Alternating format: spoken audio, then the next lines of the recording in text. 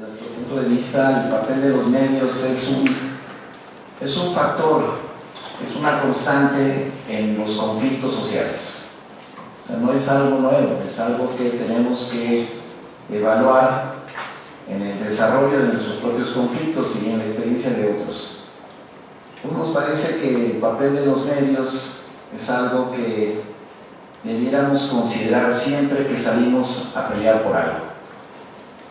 Porque pelear por algo es necesario en función de nuestros propios intereses y principios como trabajadores o como parte de la población. Entonces, siempre hay que tomar en consideración a los medios. ¿Qué va a pasar si yo tomo la escuela, si me voy a paro, si estallo la huelga? Uno debe de considerar que un factor importante en el desarrollo del conflicto es el papel de los medios. Y bueno, sabemos quién tiene los medios. En segundo lugar, para nosotros es importante destacar que los medios no son invencibles.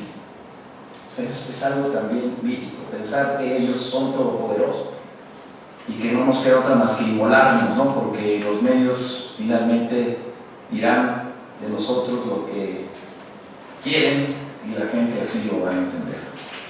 Entonces hay que colocarnos desde una situación dinámica en el conflicto con respecto a los medios. Pero antes hay que poner en consideración una cuestión que para mí es muy importante y sobre todo dentro del contexto del Tribunal Permanente de los Pueblos, que hemos dicho que el libre comercio genera violencia, ¿no? Y las audiencias que hemos venido trabajando conjuntamente van demostrando de qué manera se encarna la violencia en determinados ámbitos de la vida social. Pero en el fondo lo que está detrás de esa violencia es la imposición de los intereses del gran capital. Una vez es para quitarte la tierra, ¿no? Y poner un aeropuerto que va a generar todo un polo de desarrollo económico a favor de ciertos intereses, otras privatizando los servicios públicos, como en el caso de Luz y Fuerza del Centro, monopolizando la fibra óptica para dársela a las televisoras, que fueron las que acompañaron el decreto de extinción. Pero siempre en el fondo de los conflictos está la resistencia de los pueblos, de las organizaciones en contra de la imposición de las decisiones del gran capital. Entonces así deberíamos de partir, que la resistencia genera una política de medios contraria a los intereses populares, nacionales, soberanos, etc. Y que esta política de medios debe ser enfrentada desde las organizaciones populares. ¿Quién sabe si, como dicen ahora, con la democratización de los medios? Yo creo que este es un elemento, pero yo creo que hay más elementos que se pueden incorporar a la respuesta popular ante los embates de los medios de comunicación. Y nosotros en el conflicto de Luz y Fuerza del Centro, digamos que hemos ensayado algunas cosas que nos parece interesante compartir el día de hoy con ustedes. Antes quisiéramos caracterizar el papel de los medios de comunicación en forma genérica. Lo que ocurre es que los medios de comunicación siempre están detrás de una decisión de Estado. La decisión de Estado de cerrar Luz y Fuerza del Centro fue acompañada por los medios de comunicación. Primero, para crear la situación en la opinión pública de que la decisión del gobierno era una decisión necesaria, que la sociedad o los intereses de la sociedad demandaban tomar esa decisión. Entonces, en una primera fase, el ataque es contra la empresa pública. Las empresas públicas son un desastre, generan corrupción, son improductivas, no son competitivas, encarecen los servicios, en este caso las tarifas eléctricas, no sirven, sus trabajadores no tienen capacitación, sus trabajadores son corruptos, el sindicato que está dentro de las empresas públicas es cómplice de toda una trama de corrupción y de improductividad, etc. Entonces lo primero es generar una situación de caos, de temor y de necesidad de que las cosas tienen que cambiar. Entonces en la primera fase hay un ataque permanente hacia la empresa pública. Cada que íbamos nosotros a revisar contrato colectivo, esa era la constante. días previos al estallamiento de la huelga, como la teníamos emplazada, siempre había esta campaña que duraba 2, 3 meses a lo mucho, y después las cosas volvían a la normalidad, entre comillas, ¿no? Pero se trataba pues de achicar en la correlación de fuerzas y en el factor de la opinión pública los intereses colectivos de la organización sindical, a tal grado que nos hicieron ver como privilegiados, ¿no? Los trabajadores son privilegiados, quieren delfinoterapia, los trabajadores ganan más que tú, porque ellos sí y tú no, y se genera una situación de lo más bajo, casi de instinto, ¿no? De repudio a quien tiene cuando yo no tengo, ¿no? Entonces manejan toda la psicología de masas en función de descalificar la organización, de descalificar los logros de la organización, porque a final de cuentas la contratación colectiva es un escenario de lucha entre el capital y el trabajo, y todo lo que nosotros logramos en 98 años de existencia es el resultado de esa lucha, de huelgas históricas como la del 36, la huelga del 87 y la lucha de resistencia en contra de la privatización del sector eléctrico. Poner de cabeza entonces a la empresa pública, poner de cabeza entonces al sindicato y preparar las condiciones para la intervención directa en los asuntos internos de las organizaciones. Es otro de los factores que nosotros debemos resguardar, la autonomía de nuestras organizaciones e impedir por todos los medios que nuestras organizaciones sean penetradas, sean nuestros dirigentes o dirigentes, no tan nuestros, sean cooptados por el Estado. Y en ese segundo escenario, los medios de comunicación jugaron un papel muy importante, porque hubo un acto de traición en contra del sindicato y el traidor aparecía en la televisión como el verdadero héroe del proletariado, ¿no? Quien respondía a los auténticos y verdaderos intereses de la clase obrera, quien estaba a favor de la modernización, quien tenía intención de mejorar el servicio, de quien era amigo de los usuarios. Alejandro Muñoz se hizo estrella de Televisa, de TV Azteca, de Milenio, sobre todo Milenio, que le dio muchos espacios para denostar al sindicato y denostar a la dirección de la resistencia del movimiento. En ese momento fue que a nosotros nos negaron la toma de nota y fuimos a un proceso electoral. Los que saben un poco de sindicalismo saben que no hay proceso electoral más democrático y más transparente que el que se vive en el Sindicato Mexicano de Electricidad, sin menospreciar otros procesos de otros sindicatos. Pero nosotros vamos al voto directo y secreto. Nuestras elecciones son públicas, son abiertas, los propios contendientes son los que cuentan los votos a través de sus representantes en los recuentos. Sí, no hay posibilidades de que pueda operar un fraude. Lo que sí operó fue una intervención en el proceso interno de la vida sindical a través de la cooptación de dirigentes y de la penetración de los medios de comunicación. Porque de repente los medios de comunicación ya opinaban sobre el proceso interno electoral, que siempre fue algo autónomo, siempre fue algo cerrado, pero que con la cooptación de los traidores se abrió a la opinión pública, ¿no? Y decían, bueno, aquí está el disidente, el denuncia que propone, le dieron una tribuna muy amplia, cuando en los propios centros de trabajo es a donde nosotros estamos acostumbrados a discutir y a ganar los votos. Nuestros procesos son muy interesantes, vamos recorriendo centro por centro de trabajo, se abre la tribuna para explicar cuál es el proyecto de uno, cuál es el del otro, y la gente opina, y al final hace un criterio para depositar su voto directo y secreto en las urnas del sindicato. Aquí también intervienen los medios de comunicación como un factor que juega en contra de la dirección que se opone a la privatización de la industria eléctrica y como un factor que juega a favor de quienes están favoreciendo la intervención del Estado en los asuntos de la organización. El otro momento importante es, bueno, hasta aquí yo diría que cuando uno ve que empieza a haber medios o opiniones en contra de tu organización, uno ya tiene que decir, ahí viene.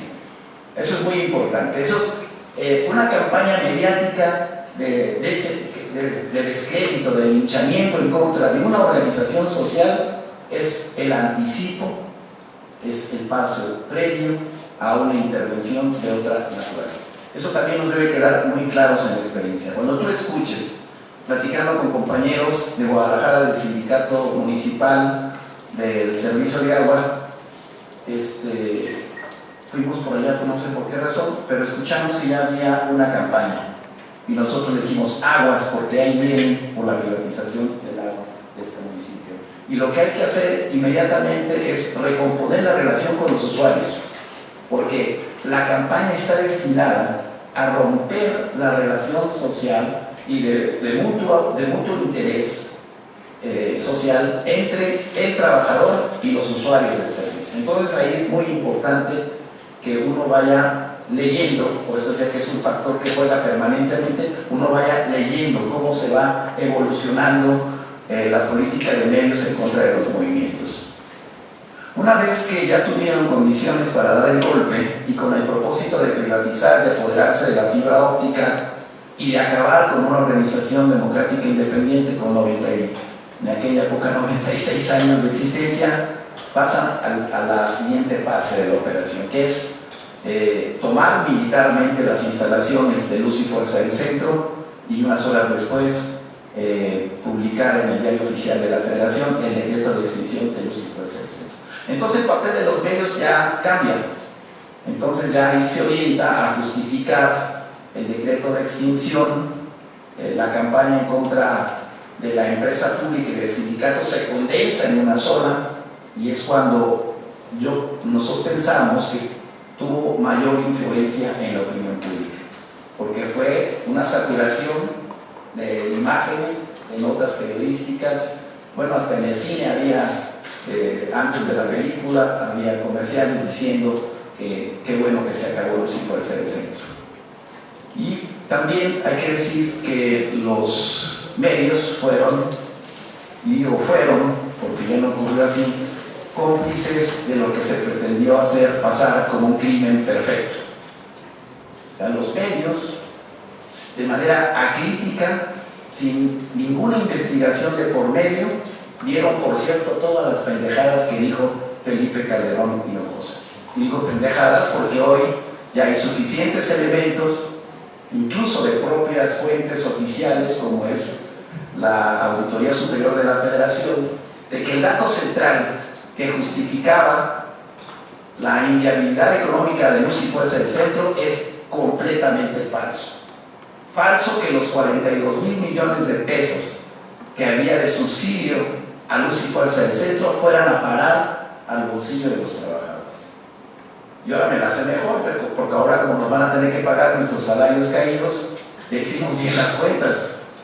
En aquella época, el costo de la plantilla de los trabajadores, de activos y jubilados, y de todo el costo del contrato colectivo de trabajo era de 6,000 millones de pesos. 6,000 millones de pesos, no 42,000. Y les voy a decir, los 42,000 eran para ustedes, para los usuarios, porque era precisamente la forma en cómo se subsidiaba la compraventa de energía en bloque de Comisión Federal de Electricidad a las empresas transnacionales que hoy tienen más del 50% de la generación eléctrica en nuestro país, contraviniendo el sexto párrafo del artículo 27 constitucional. Cuando se dice ¿por qué subieron las tarifas? Pues porque quitaron el subsidio y lo quitaron para favorecer a las empresas transnacionales. Entonces ese subsidio era el complemento a la compraventa de energía eléctrica que Comisión Federal tenía que transferir a las empresas transnacionales y lo sigue haciendo. Simplemente en este año fiscal son cerca de 65,000 millones de pesos que se van a ir al pago de la compraventa de energía en bloque, con acuerdos que se han firmado con las empresas transnacionales muy ventajosos, ¿no? Fíjense ustedes, aquí en México ahora, en este momento, hay un margen de reserva del 40% de la capacidad instalada. En una norma internacional, ese margen de reserva para alguien que tiene una previsión económica de crecimiento anda en un promedio entre el 17 y 20%. Nosotros tenemos el 40% de un margen de reserva. Esto quiere decir que se está produciendo electricidad que no se consume.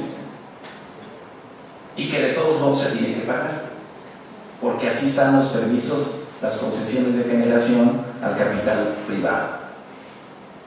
Y como, bueno, sobra electricidad, pues entonces lo que hacen en CFE es retirar del sistema a las plantas de generación hidroeléctricas, que no son contaminantes, sacan del sistema a grandes proyectos hidroeléctricos de los años 60, 70, dejan de turbinar, o sea, dejan de generar electricidad, como en el caso de Tabasco, y bueno, pues hay desastres ambientales como fueron las inundaciones. Sí, hay una política del capital que va por encima de todos los intereses, no solo de los sindicatos, de los usuarios del servicio, sino también de la propia población civil, que nada tiene que ver en el conflicto, pero que se ve afectada por estas políticas. En esta parte del golpe, ellos esperaban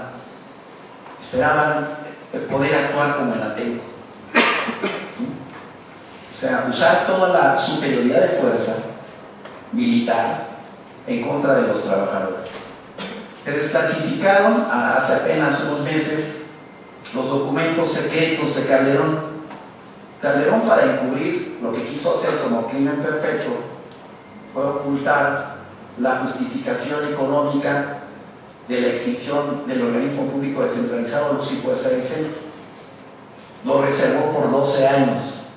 También ocultar cuál fue su balance, su análisis y prospectiva de la extinción del organismo.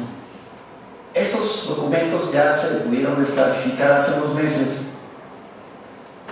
y ellos tenían previstos varios escenarios. Un escenario que pensaban que era el inmediato y lo que iba a ocurrir era que los trabajadores íbamos a regresar a intentar recuperar por la fuerza los centros de trabajo. También se supo hace unos meses, por una deserción que tuvo el ejército mexicano, la versión de un oficial del ejército mexicano que confiesa que quienes los estaban esperando en los centros de trabajo no era la Policía Federal, era el ejército disfrazado de Policía Federal con órdenes de impedir a toda costa que los trabajadores retomaran nuestras instalaciones.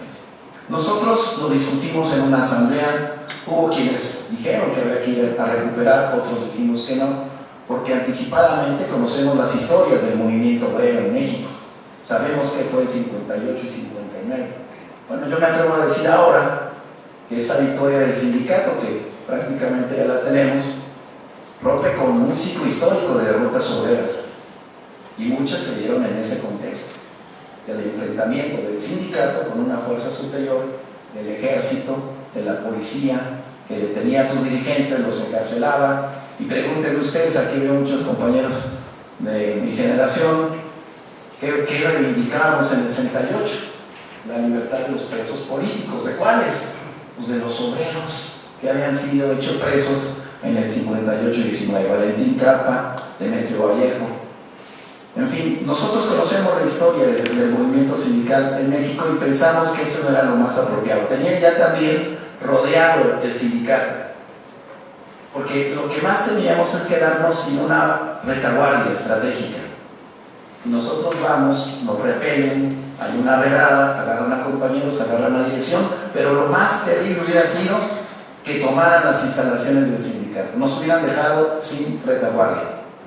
Y hay que ver la experiencia de Ruta 100. Acuérdense, los módulos de Ruta 100, los locales sindicales estaban dentro de las instalaciones de la empresa del transporte. Entonces, cuando toman las instalaciones, al mismo tiempo estaban tomando los locales sindicales, y era patético ver cómo los compañeros tenían que hacer sus asambleas en el Parque de los Venados, en parques y lugares públicos, porque no tenían un lugar a donde llegar como una retaguardia. Para nosotros fue muy importante conservar esa retaguardia, y claro, esa decisión pues nos llevó a lo que ustedes conocen, 3 años de resistencia, ¿no? 3 años, una vía larga, prolongada, pero que al final de cuentas nosotros estamos concretando ya en una solución favorable, por lo menos para los trabajadores que no nos liquidamos, para los trabajadores que cumpliendo con el acuerdo de la Asamblea, rechazamos. Van a ver aquí ustedes, por ejemplo, en esa imagen, cómo después los medios se encargan de promover la liquidación de los trabajadores. Una parte fue el soborno, es este bono que promueve Javier Lozano y todos los medios de comunicación primero con la idea de que si tú te liquidabas antes del 24 de diciembre del 2009 te iban a dar el 100% del valor de tu liquidación. Y no solo eso, porque como la gente no iba, después, más adelante se va a ver en otras imágenes, la oferta fue que los primeros 10,000 que se liquidaran iban a ser recontratados en Comisión Federal de Electricidad. Y bueno, fue una situación de crisis interna porque, pues por un lado, Javier Lozano, a través de la Dirección Federal de Registro de Asociaciones, le negó la toma de nota, que es el reconocimiento legal de la personalidad jurídica, a nuestro secretario general. Luego de eso tú ves que tomaron el centro de trabajo, luego que hay un decreto presidencial, luego de que ya no hay vuelta atrás porque unos dirigentes se vendieron. Hay una situación de shock en los compañeros, y los más débiles o los que tenían alguna necesidad que a lo mejor algún día se justificará, decidieron irse a liquidar con la promesa de regresar a Comisión Federal de Electricidad. A la fecha nosotros tenemos el dato de que en todo este periodo solamente hubo 3,000 recontratados en Comisión Federal de Electricidad y en condiciones infames. Son trabajadores eventuales con contratos de 2-3 meses, están atestados dentro de Comisión Federal por haber pertenecido al sindicato y yo creo que se lo merecen, y pues no son bien vistos y cada rato los están removiendo. Por eso ahí se casi deja la mitad al ESME, ¿no? Para nosotros, como ellos decían, lo que queda del ESME, todavía dicen, ¿no? Lo que queda del ESME, pues, yo creo que quedó lo mejor y eso es lo que nos ha dado para resistir durante esos 3 años. Se fueron 28,000 trabajadores bajo la campaña de estos medios, en el sentido de que había que irse ahora o después ya nada. No iba a haber bono, no iba a haber trabajo. También ofrecieron en las primeras negociaciones, aparte de la liquidación, que nos iban a ayudar con empresas, pymes, que nos iban a ayudar con capacitación, nos iban a dar clases de inglés y de computación. Les dijeron también que pues unos podían poner su negocio y ser grandes empresarios. De todas esas empresas que se generaron para los que se liquidaron, solamente aproximadamente el 2% se mantiene. 98% de todas esas empresas fracasaron. Y la gente que se liquidó ahorita vive en una situación muy penosa, porque además toda la base del sindicato fue criminalizada a tal grado que hay listas negras para poder ingresar a cualquier empleo. A cualquier empleo. Tú perteneciste a Luz y Fuerza, no entras. Tú fuiste del sindicato, no entras. Hay una situación, bueno, tenemos alrededor de 7 suicidios de por lo menos 3-4 compañeros de la Resistencia en el periodo de esos 3 años, y dentro de los liquidados hay muchos más. Ante la desesperación de no poder encontrar un empleo con familia, con responsabilidad, con compromisos, muchos tomaron esa decisión de acabar con su propia vida. Y en esta parte del ascenso de la lucha de masas, porque nosotros vemos varios momentos, ¿no? El primer momento es una respuesta de masas muy impresionante. La movilización del 15 de octubre, la toma, como dijimos, la toma de la Ciudad de México, simbólica, la toma simbólica de la Ciudad de México, que conmemoraba el aniversario de la toma militar de los ejércitos de Villa y Zapata el 4 de diciembre de 1914, en el marco de lo que fue para nosotros la fecha de creación de nuestra organización, el paro cívico del 11 de noviembre, y luego nos fuimos a otra manifestación del 30, y luego convocamos a la huelga política, porque luego muchos dicen, ¡ay, hay que convocar a la huelga política, compañero! Bueno, pues a nosotros también se nos ocurrió en el 2010 y convocamos para el 16 de marzo. y la verdad es que la respuesta fue muy pobre, ¿no? Si acaso los compañeros de la UNT hicieron paros parciales, pararon media hora, también en algunas universidades, y no hubo una respuesta. Ahí ya teníamos a los medios masivos de comunicación fuertísimo contra nosotros, pero ya en el tono de la criminalización. Si estos son unos bárbaros, quieren desestabilizar, son saboteadores, no respetan la ley, son agresivos, etc.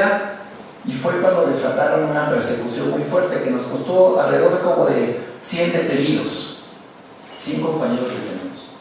Y cuando nosotros veníamos venir ya la otra fase de la represión, que era el encarcelamiento de la dirección y todo lo van anunciando ellos. A mí me parece muy importante que todo lo anuncien. Y anunciaron una represión muy fuerte. Nosotros nos fuimos a la huelga de hambre. Y la huelga de hambre fue la parte de la contraofensiva de la opinión pública que legitimó nuestras demandas ante la opinión pública y que nos permitió articular una política de alianzas que poco a poco fuimos consumiendo hasta llegar al momento en donde tenemos una correlación bastante fuerte a nivel nacional e internacional. Vamos a concluir entonces diciendo que uno tiene que ir leyendo el papel de los medios y uno tiene que saber que los medios van anticipando lo que el enemigo va a hacer o quiere hacer, y que si uno es capaz, fíjense ustedes, de crear condiciones para dislocar la política de medios, en cierta forma o en un cierto sentido también estás haciendo abortar planes de represión, planes de aniquilamiento por parte del gobierno. Esa es la experiencia de nosotros. Muchas gracias por su atención.